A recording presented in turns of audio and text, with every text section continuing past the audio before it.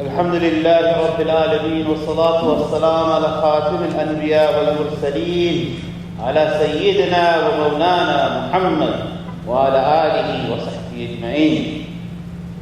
We start by sending our peace and our blessings on our beloved Messenger Muhammad sallallahu alayhi wa sallam and on his companions and those who have come after us. رضيت بالله ربا وبالإسلام دينا وبمحمد صلى الله عليه وسلم نبيا ورسولا.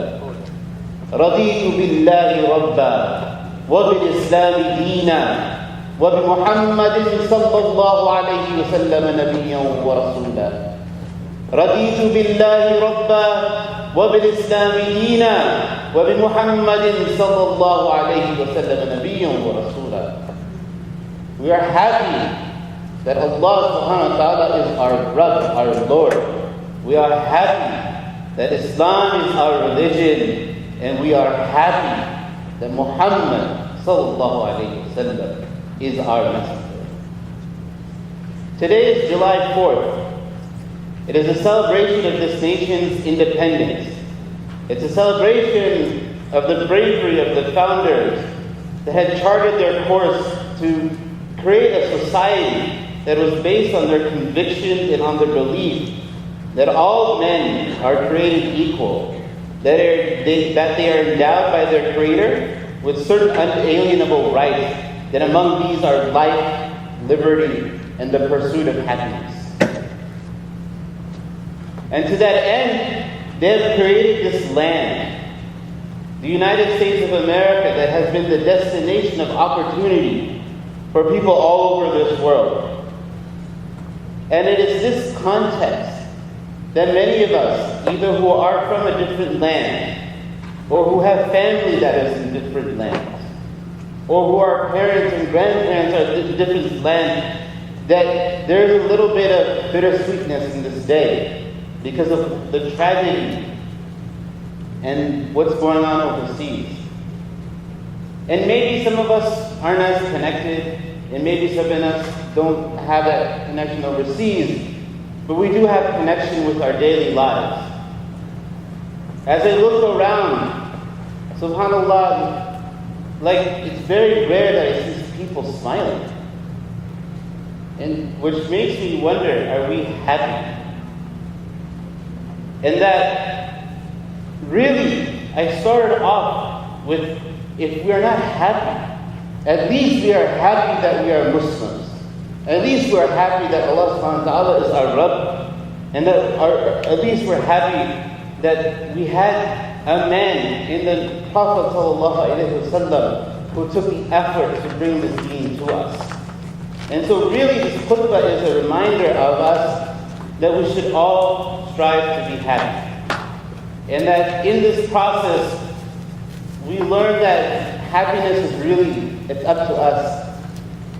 It's up to us if we want to be happy, and it's up to us if we want to be sad. So before going on how we can achieve this, let's talk about, really briefly, what does happiness mean? If you look towards the English definition, it's a feeling, a causing and giving of pleasure and being satisfied. And just in general, it's related to the term rida, raditu. And Sa'ad bin Abi Waqqas had this to say when he was talking to his son. If you ask for wealth, then ask for contentment to accompany it. If contentment doesn't accompany it, then no money will satisfy you. And really this is a concept that's shared across different cultures and different societies and amongst different people. That happiness isn't in materials, it isn't in things, it's not in objects, it's not in people, but it's in your state and how you view things. And it's your state of contentment. And so it's a topic that a lot of people have studied, and I'm sure everybody has their favorite academic or researcher or scholar who has looked into it. So I bring to attention one researcher who is James Montier. who's through his research has identified that happiness is into three components. And one of it is that there's that genetic innate happiness. He says researchers have found about 50% of whether or not you're happy or not, whether or not you're satisfied or not, comes from just your genetics and your disposition and whatever it might be. 10% is your circumstance, is your environment, the situation you live in. Relative to that, it's a small amount that your external environment actually has on your happiness. 40%, a large amount of that, of your state, is dependent on your intentional activity. And this is from a scientific perspective. And obviously we know that Allah, from Islam, really that if you're not happy and if you're in a state of despair, it's you looking towards Allah subhanahu wa ta'ala to find that hope when you are in a moment of darkness or if you feel things are bleak. So really, what this is saying is that for you to be happy, it's up to you. And so in terms of understanding this, let's go into like the causes of what's causing you to be unhappy. So the first thing is let's look at ourselves internally. Right? Maybe we have unfulfilled goals or dreams. I wanted to be a doctor, I ended up being a consultant. So that's an unfulfilled goal, whatever it might be. I wanted to have a house in Malibu, and I don't have it. I'm in the valley where it's hot and it's very, the air conditioning is probably not working as well as it is. It's a little bit uncomfortable. Whatever it might be. We might have these goals, these dreams of things we wanted to do, and for whatever reason we didn't achieve it. The other thing is when we look at other people. Oh man, this guy has a Porsche, and I only have a Mercedes. Darn it, I wish I had that Porsche. Oh man, I have a mansion, but his mansion is twice the size as mine. Let me work harder, let me get that, make my business bigger. Oh man, this guy is up there, and he's the leader of the community. I want to be the leader. I want that position. I want people to respect me. I want people to ask me all these questions. Whatever it might be. Whether it's, that person has so many friends or whatever, you're looking at other people and that's making you unhappy because you're not adequate. And there's always somebody who has more than you, and there's always somebody better than you, and there's always somebody who has something that you don't have. So it's a never-ending process. The other aspect is actually things that you do yourself that make you unhappy. I really want to, I really want to get fit, but I'm not. So it's obvious that I'm not fit and I want to get there. So I'm not happy because I have a desired state and I didn't achieve it. Oh, I got this opportunity, I got this scholarship. I could have gone somewhere, but for whatever reason I didn't take advantage of it. I missed the opportunity. I saw the president of the company or the CEO or somebody was going to give me some money and he let me in his house and he was going to loan me some money for a business proposition or whatever it might have been, and I missed it.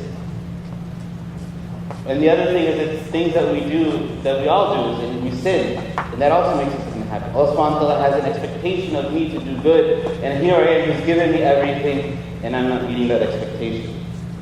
And really, it's, last point is that the loss of connection with Allah subhanahu wa ta'ala. That I don't have that connection with my Lord. I wish I could have more faith. It feels hard for me to get up for prayer. It feels hard for me to fast the day. It feels hard for me to do good. The other sources of our unhappiness is from the people around us. It could be our spouses or our parents or our kids or whoever it might be, our family. They're not supportive. There's always disagreements and fights, and they're waving at me and I don't really understand what they're saying, and I still don't understand what's going on with their lives, and they're not communicating properly. However, or maybe you have a kid and your kid's not doing the wrong thing. I want them to be good Muslims, but they're out, God knows what kids are doing these days, but they're out doing something. Or maybe I wanted my kid to be a doctor, and instead they were a PhD from MIT in engineering. That just wasn't good enough, whatever it might be.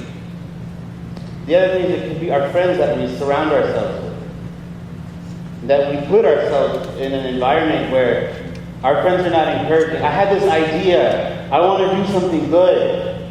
Oh, brother, you don't have the skills for it. You're not good enough. Just be realistic. Don't dream. Don't have goals. Don't have ambitions. Just calm down a little bit. It's okay. You're not like Steve Jobs. You're not going to create the next Apple. Whatever it might be. You have friends who are negative. They're not positive. And the other thing is just, you go into the environment, in social media, or whatever it might be, and you see, there's always, the World Cup is going on, and, it's a great tournament. But also, you're reminded, wow, those guys are extremely capable of being able to run around in 100-degree weather and do it without a sweat, or very little sweat, or they don't get tired as fast as I would, maybe after running 2 minutes, or whatever it might be. It's just constant reminder that we are not as great, or we don't have what others have, or we're missing some opportunity. So this kind of attitude can really make us, in despair. And a lot of us, it can bog us down and not focus on the right things. But we have to go back and remind ourselves that happiness, it's up to us. And happiness is something that we can do if we focus ourselves and dedicate ourselves and discipline ourselves to make it be. And so what I'm going to walk you through is 3 steps. 3 steps that will make you happy if we commit ourselves to it. And the first one is change your attitude. If you don't think you can be happy, realize you can be happy. If you're not happy enough, then realize you can do that more. And really, what this happiness is this feeling of hope, and this feeling of freedom, is really a connection to Allah subhanahu wa ta'ala. The other thing is, once you've achieved that level, is change your routine, change your habits. If you're in a state and you're not happy with it, change something. And it could be a little bit of a smile. Share that with somebody. And then the third aspect of it is change your environment. And go into it and fixing things around you and whatnot. So I'll go into a little bit more detail about these characteristics and what I mean here. In terms of changing your attitude, is that in the Quran it says that, so verily with the hardship is relief. Verily with the hardship there is relief. And the idea is that no matter how low you get, there's always an up that you can go. So don't despair. The second point is build a relationship with Allah subhanahu wa ta'ala that seeks His joy and puts complete trust in Him. Understand that the greatest bliss is the good pleasure of Allah subhanahu wa ta'ala. And that no matter what, your sustenance, your rizq is determined from Allah subhanahu wa ta'ala. In the Quran it says, and also that in changing our attitude is understanding that Allah is also being thankful. And it's just through this process of thanking Allah subhanahu wa ta'ala, I can see, I can walk, I have a car, I live in America, whatever it might be, just the basic things. Through this process, we recognize and we focus on what we have that is good. And we are content with what we have that is good. That we can start on this process of being thankful. And we know the importance of being thankful. And that really, it leads into the final point in terms of this. And this section is that being content with what you have. No matter what, there's always somebody who's going to be a little bit smarter than you, a little bit more attractive than you, a little bit wealthier than you, or whatever it might be. You're never going to be the top of everything. Even Lionel Messi, he still can't make headway. So there's people who are great have their limitations. So once we've changed our attitude and we focus on making ourselves happy and we are committed to it, then the next thing we need to do is change our routine. And the first thing you can do is just smile a little bit. I'll say that again and again and again. As Muslims, we need to smile. The Prophet ﷺ was always seen smiling. And it reminds me, I was actually, and this is something I have to do myself, so a lot of people look at me and say, you don't smile. I do realize this. And the reason I realized this is because I was at work and had smiled, and my colleague said, wow, I've never seen you smile before. And just sharing that joy with somebody brings happiness to them. It's a power that you have, and something that you can do to contribute, and it's simple. And I start with this because really to do this, you have to find some hope.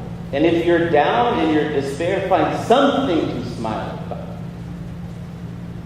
Because that will lead you on the process. The next step is to develop yourself.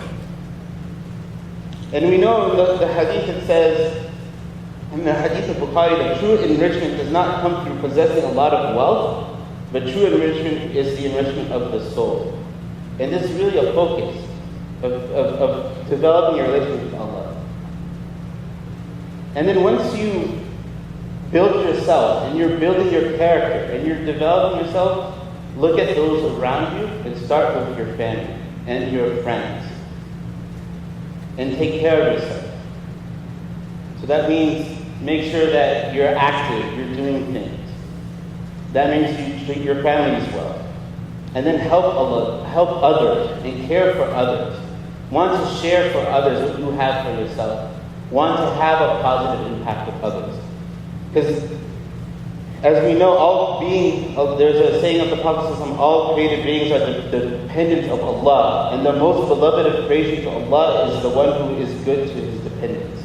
Meaning Allah subhanahu wa ta'ala's dependents. And finally, I'll go into what I mean by changing your environment. Once you've changed your attitude, once you're working towards yourself, and you're helping your family and those around you, and you're spreading joy and happiness, then the impact should be changing your environment. And the first thing you can do is change the people around you. If you're surrounded by people who aren't helping you grow towards Allah subhanahu wa ta'ala, find a group of people who will help you grow towards Allah subhanahu wa ta'ala. Because the Prophet ﷺ taught us something very important in the difference between a good friend and a bad friend.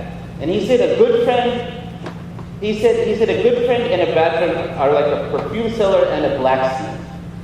The perfume seller might give you some perfume as a gift, or might buy some from him, and at least you can, and somebody might buy some from him, and you can at least smell its fragrance.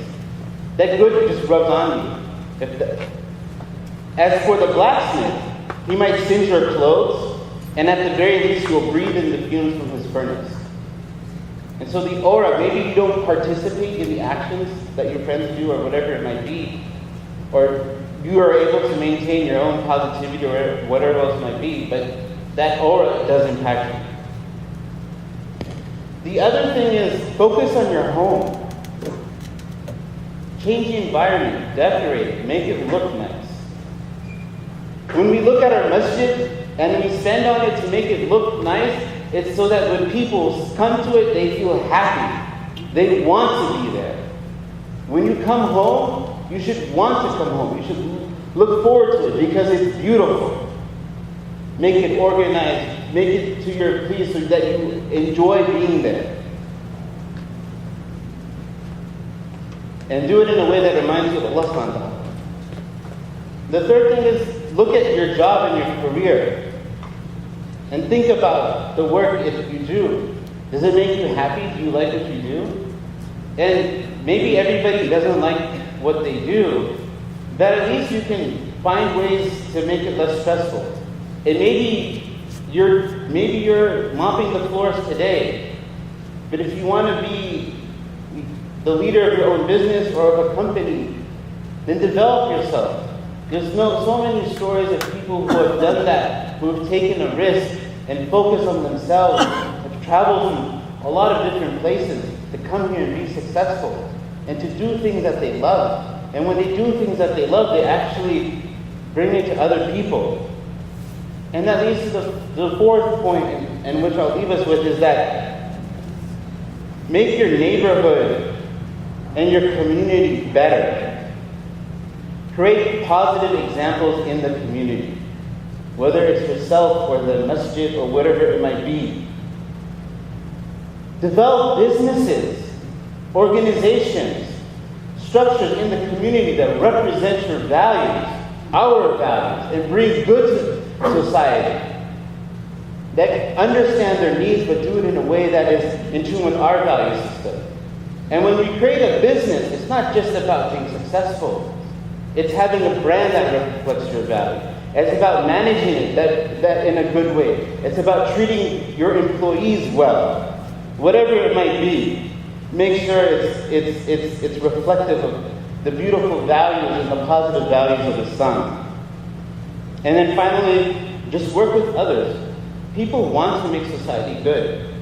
Do you think anybody wants to have illicit businesses in their neighborhood? Nobody likes that. So work with others, work with the community. Work to make society and the area you live in cleaner, better, more family-friendly, more oriented, without crime, everything like this.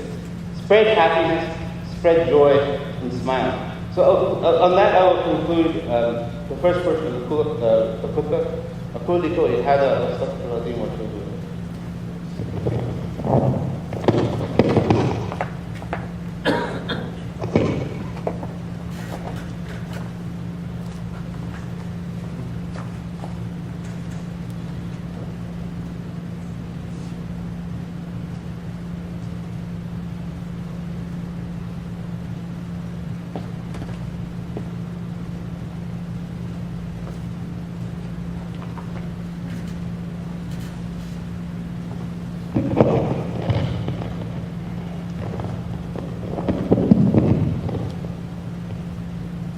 الحمد لله رب العالمين والصلاة والسلام على محمد وعلى آله وصحبه أجمعين. And so in conclusion, I'd just like to leave us with the hadith of charity and just spreading good and spreading benefit in society. And the hadith starts as charity is prescribed for each descendant of Adam every day the sun rises. From what do we give charity every day? The Prophet ﷺ answered, the doors of goodness are many, enjoining good, forbidding evil, removing harm from the road, listening to the deaf, leading the blind, guiding one to the object of his need, hurrying with strength of one's leg to one in sorrow who is asking for help, and supporting the feeble with strength of one's arms. All of these are charity prescribed for you. The Prophet ﷺ also said, your smile for your brother is charity. And so, if nothing else, if we just smile at each other some more, and we just share the good that we've enjoyed with each other, and we just make a little bit of an effort, even in ourselves, to be happier and more joyful, and more welcoming and more open, then this is the gift that we can give to a society who has treated us so well, and a country that has done so much for us, in that we can be a positive contributing force to ourselves, to our families, to our friends, to our neighbors, and to our country. May Allah subhanahu wa ta'ala please forgive me for anything that I have said wrong. May Allah subhanahu wa ta'ala forgive me for any mistakes I have done. May Allah subhanahu wa ta'ala forgive me for anything that I said wrong in this khutbah. Anything that is good has come from Allah subhanahu wa ta'ala, and anything that is bad has come from shaitan. قولي قولي هذا واستغفر الله واتوب اليه. ربنا آتنا في الدنيا حسنة وفي الآخرة حسنة وقنا عذاب النار. Oh Allah, please guide us on the path of Islam. Oh Allah, please keep us on the path of Islam. Oh Allah, please forgive us for all our sins. Oh Allah, please make this month of benefit and mercy for us. Oh Allah, please keep us and forgive us for anything that we've done wrong. Oh Allah, please make us increase our iman in this month. Oh Allah, please accept our prayers in this month. Oh Allah, please accept our sujood in this month. Oh Allah, please accept our ruku' in this month. Oh Allah, please accept our dua in this month. Oh Allah, please accept our fasting in this month. Oh Allah, please accept our increased deeds of worship in this month. Oh Allah, please accept our charity in this month. Ya Rabbil Alameen. Oh Allah, please cleanse our hearts from any riyah. Oh Allah, please make us amongst those who stand with the Prophet ﷺ on the Day of Judgment. Oh Allah, please forgive those who have come before us, our fathers and our grandparents and our mothers and the generations before us, and those generations who have carried the deen of Islam, and please bless the generations who will carry the deen of Islam to the Day of Judgment. سبحان ربك رب العزة عما يصفون وسلام على المرسلين والحمد لله رب العالمين.